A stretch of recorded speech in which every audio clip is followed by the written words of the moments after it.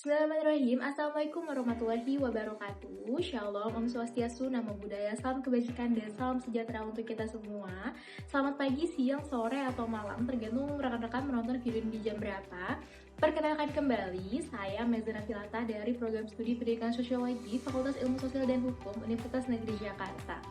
Nah, pada kesempatan kali ini saya ingin mengajak rekan-rekan untuk menganalisis sekaligus membahas terkait isu atau program yang masih sangat panas di publik, yakni terkait makanan bergizi gratis atau mungkin kita singkat dengan MBG. Jadi, MBG ini adalah program unggulan dari Presiden Prabowo dan juga wakilnya Gibran, dan pasti rekan-rekan juga udah dengar pada saat debat Capres-Wapres. Capres-Cawapres itu MBG ini memang sudah di-mention ya, ini waktu itu tuh disebutnya mungkin makan siang gratis ya.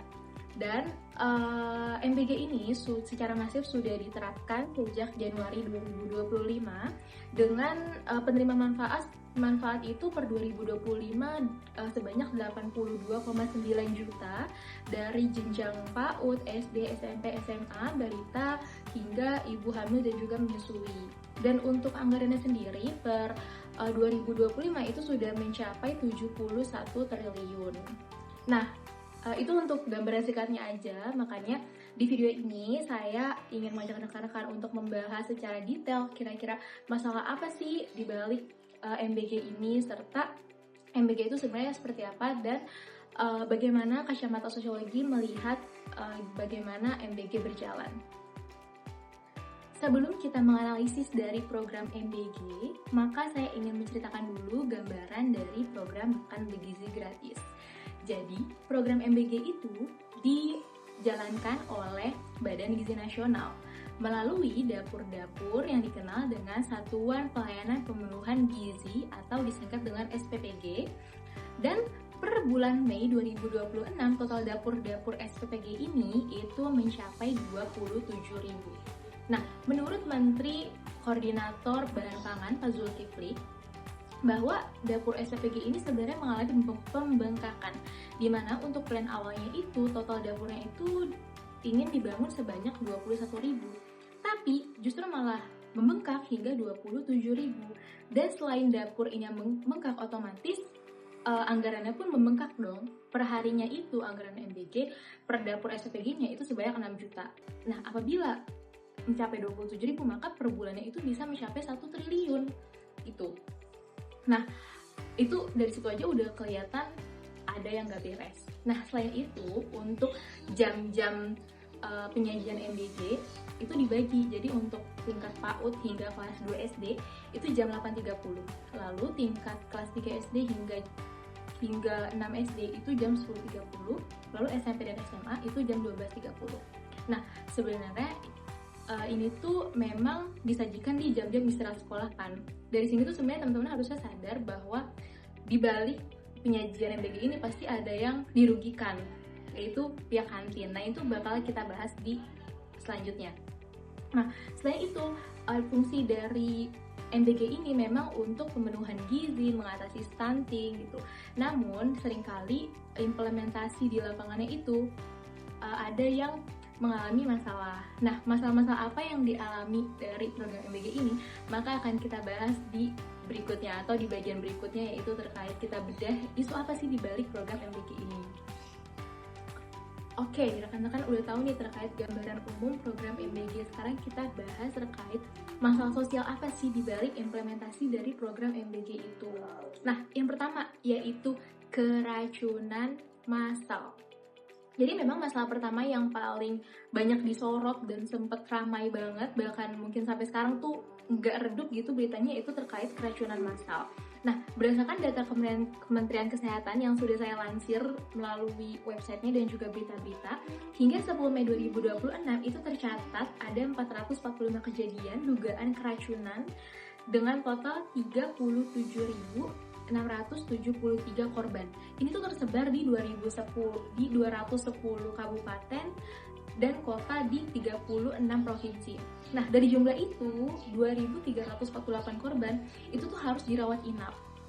Nah, bahkan menurut Federasi Serikat Guru Indonesia atau kita kenal dengan FSGI, hanya dalam 2 bulan, yaitu Januari dan juga Februari di 2026, itu tuh udah ada 4.755 korban keracunan dengan kenaikan rata-rata bulanan sebesar 42,56% dibanding tahun sebelumnya.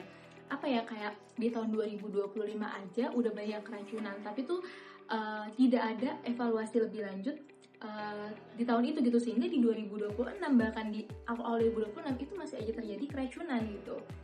Dan berdasarkan riset yang dimuat juga oleh The Conversation, ditemukan bahwa banyak petugas dapur SPPG yang memasak itu tanpa alat pelindung diri yang lengkap, yaitu praktik cuci tangannya juga buruk, penyimpanan bahan mentah di suhu yang tidak tepat, dan juga makanan matang itu dibiarkan dalam suhu ruang selama 7-8 jam, jauh melampaui batas aman, ya ini 4 jam. Ini nih 4 jam ini tuh sebenarnya yang direkomendasikan oleh WHO. Nah, kalau kita lihat dari sisi sosiologisnya ya, ini tuh menunjukkan adanya dysfunction sistem program yang secara manifest bertujuan meningkatkan gizi, justru malah menimbulkan risiko kesehatan baru bagi kelompok rentan gitu, yaitu anak-anak, balita, ibu hamil atau ibu menyusui gitu. Karena memang targetnya itu kan penerimaan manfaatnya itu adalah itu ya. Nah, selain itu salah satu koordinator nasional JPPI yaitu Ubaid Matraji bahkan menyebutnya itu bahwa peningkatan jumlah penerimaan manfaat itu membuat dapur-dapur MBG itu dipaksa memasak dalam jumlah besar di luar kapasitas idealnya, sehingga makanan berisiko tidak matang sempurna, dan jadilah apa? Jadilah adanya keracunan gitu. Dan pasti teman-teman juga tahu sempat ada menu MBG yakni lele waktu pas puasa deh, lele mentah yang dibiarin dalam suhu ruang itu mungkin lebih dari 4 jam gitu, karena pertama di perjalanan, dan pasti lele mentah itu dalam jumlah banyak sudah disiapkan sejak subuh, yang dimana disajikan diberikannya misalkan anak SMP SMA jam berapa? Jam 12.30. Nah, apa enggak penuh bakteri gitu? Nah, hal seperti ini adalah pemicu terjadinya keracunan.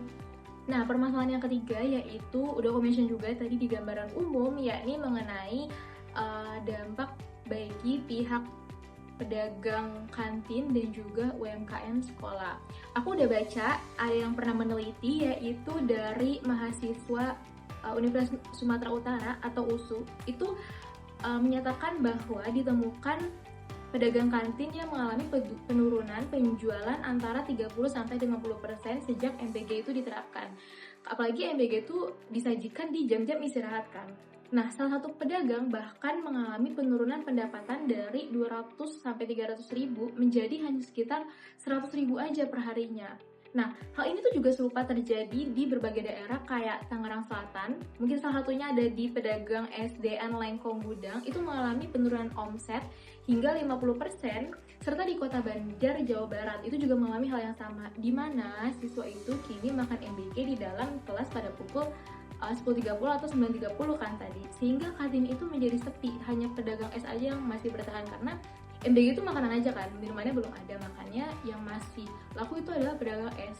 Gimana nasib pedagang yang memang jual makanan gitu. Nah, setelah adanya penelitian-penelitian ini juga ada kritik-kritik, barulah pihak MBG atau BGN itu merencanakan untuk melibatkan pihak kantin sebagai catering untuk MBG. Nah, telat banget gak sih? Soalnya apa? Udah kebangun 27.000 dapur SPPG. Istilahnya udah buang-buang duit banget. Tapi kenapa baru kepikiran buat melibatkan kantin untuk catering? Entah baru kepikiran atau emang sengaja, ya nggak tahu. Karena memang niat awal MBG itu untuk pemberdayaan ekonomi lokal. Nah, dengan melibatkan kantin itu kan bagian dari pemberdayaan ekonomi lokal, yaitu kantin-kantin sekolah. Gitu. Entah kenapa setelah terbangun semua, setelah mengeluarkan anggaran triliunan, itu baru kepikiran gitu mau melibatkan kantin. Dan juga mungkin masalah selanjutnya juga yang baru-baru terjadi, kepala BGN Pak Dadan dan juga wakilnya dan ada 3 jajaran lain, jadi totalnya berlima, itu tuh menjadi tersangka korupsi anggaran MBG. Nah, dari problem yang terjadi pembengkakan dapur SPPG, terus anggaran per bulannya jadi 1 triliunan, terus konon ada dapur SPPG yang dikorupsi gitu. Jadi itu tuh bagian dari hunian dari pihak atas dari MBG atau BGN itu gitu. Nah, jadi memang MBG ini adalah program yang masalahnya tuh kompleks banget. Kayak dari pertama tadi mungkin aku ringkas, dari keracunan massal, terus banyak dapur SPG yang belum tersertifikasi, terus juga dampak kepada penurunan pemasukan dari UMKM lokal atau kantin, terus juga adanya korupsi, terus juga mau melibatkan pihak kantin tapi udah telat gitu, udah terbangun 27.000 dapur SPG gitu maksudnya. Nah, tadi kita tuh udah kompleks banget yang ngebahas terkait isu atau permasalahan di balik program MBG. Nah, sekarang dari kacamata sosiologi saya ingin menganalisis dengan dua pendekatan teori, di mana yang pertama yaitu teori struktural fungsional dari Robert Camerton, yaitu terkait dengan fungsi laten dan juga fungsi manifest, di mana pertama fungsi manifest. Jelas program MBG ini itu bertujuan untuk pemenuhan gizi, meningkatkan kualitas gizi khususnya bagi anak dan juga generasi muda gitu ya, dan juga mengatasi stunting lah gitu. Tapi justru dibalik itu secara fungsi laten, program ini tuh justru mengalami disfungsi berupa resiko-resiko kayak adanya keracunan massal tadi, terus juga terjadi korupsi, terus juga terjadi disrupsi ekonomi lokal gitu. Nah, yang kedua itu dari teori konflik, di mana kebijakan yang dibuat oleh aktor dengan kekuasaan besar, dalam hal ini itu tuh pemerintah pusat. Jadi pemerintah pusat itu menimbulkan ketegangan dengan aktor-aktor kecil di tingkat lokal kayak ekonomi atau kayak ekonomi lokal kayak pedagang kantin. Nah, karena minimnya keterlibatan mereka dalam proses pengambilan keputusan. Nah, jika kita merujuk pada definisi masalah sosial, yaitu suatu kondisi yang dianggap tidak diinginkan oleh sebagian besar masyarakat dan memerlukan upaya perbaikan secara kolektif, maka kasus-kasus yang terjadi di balik MBG ini tuh menimpa kelompok rentan dan disrupsi ekonomi pedagang kecil. Bahwa ini jelas ya, ini tuh jelas-jelas merupakan kriteria bagian dari masalah sosial. Nah, tadi tuh kita udah ngebahas bagaimana analisis sosiologisnya. Sekarang mungkin saya ada beberapa rekomendasi yang dapat dilakukan ya, yaitu yang pertama, jelas perlu sertifikasi dari dapur. Jadi tidak bisa dapur itu beroperasi tapi belum layak untuk beroperasi. Gitu. Jadi memang harus diuji kelayakan dulu baru bisa memberikan atau memproduksi makanan. Karena kalau nggak kayak gitu, apa yang terjadi? Keracunan lagi kan. Nah, padahal udah setahun lebih, tapi 10 tahun lebih sampai 2026 itu masih ada keracunan. Apa mau terus kayak gini? Gitu. Terus yang kedua, mungkin diperlukan juga pemerintah itu perlu evaluasi dari produksi dapur sehingga tidak ada produksi yang lebih dari kapasitas kemampuan dapur dan tidak terjadi pula kayak makanan yang basi lah atau makanan yang jam di suhu ruangan yang nggak berlebihan lah gitu, atau mungkin pemerintah evaluasi yang lebih lanjut gitu, gimana sih biar nggak terjadinya keracunan, karena keracunan itu udah masalah dari awal MBG sampai sekarang gitu. Maksudnya mau kayak gini terus gitu, apakah sebenarnya pemerintah tuh ngadain evaluasi atau enggak sih? Itu mungkin itu dua hal rekomendasi saya, dan mungkin perlu juga penyesuaian jadwal distribusi MBG supaya nggak berbenturan sama jam operasional kantin sekolah gitu, sehingga ekosistem ekonomi lokal itu tuh tetap bisa berjalan semestinya gitu, nggak ada pengurangan pemasukan atau pengurangan untung gitu. Terus kalau terkait yang melibatkan kantin itu sebenarnya harusnya dari awal ya, jadi kembali lagi sih, karena udah terlanjur juga sih, saya juga udah sempat nonton berita kayak ada yang speak up kalau buat apa lagi, maksudnya udah terlanjur 27.000, cuma perlu dipertimbangin aja sih, nggak apa-apa kalau emang bisa gitu diperbaiki dan disesuaikan lagi. Jelas rekomendasi saya adalah melibatkan pihak kantin sebagai catering daripada malah merugikan gitu kan. Nah, mungkin ini adalah penghujung dari pembahasan kita, karena pembahasan kita tuh udah banyak banget, mulai dari gambaran, terus juga isu apa aja di balik implementasi program MBG, terus analisis sosiologisnya seperti apa, dan juga solusi rekomendasi yang dapat dilakukan. Nah, pada intinya program MBG itu memang Tujuannya tuh baik untuk perbaikan gizi, mengatasi stunting, meningkatkan pelayanan gizi gitu, khususnya bagi anak dan generasi muda. Tapi memang dalam implementasinya itu seringkali terjadi hal yang tidak diinginkan, kayak keracunan atau mungkin korupsi gitu ya, atau mungkin disrupsi ekonomi lokal gitu. Makanya kita nih sebagai sosiologis itu tuh harus melihat fenomena ini dari dua sisi, nggak cuma sisi tujuannya aja, tapi sisi dampak yang diterima oleh masyarakat gitu, agar ada solusi lebih lanjut yang tepat untuk mengatasi hal ini. Barangkali sekian dari saya, kurang lebihnya mohon maaf dan semoga bermanfaat. Terima kasih sudah menonton video ini. Wassalamualaikum warahmatullahi wabarakatuh.